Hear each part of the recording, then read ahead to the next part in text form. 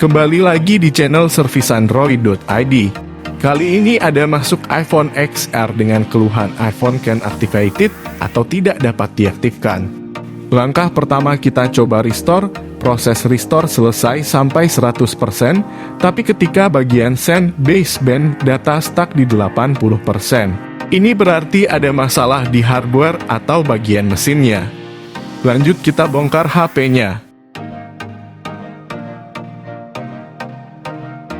Jika video ini bermanfaat, jangan lupa untuk subscribe. Jika ada pertanyaan, silakan tulis di kolom komentar.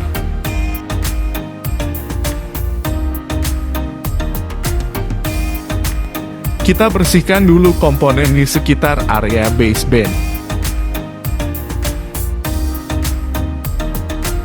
Setelah itu kita ukur komponen sekitar baseband, ternyata tidak ada yang konslet.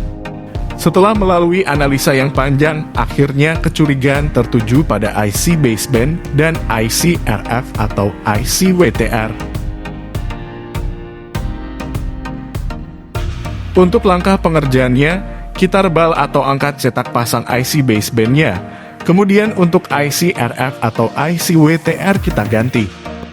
Setelah IC baseband diribol dan IC RF atau IC WTR diganti, langkah selanjutnya kita restore lagi. Hasilnya, proses restore berjalan sukses tanpa ada error lagi di bagian send baseband data. Setelah selesai restore, iPhone XR-nya sudah nyala normal, bisa masuk ke menu. Sekian untuk tutorial kali ini, semoga bermanfaat.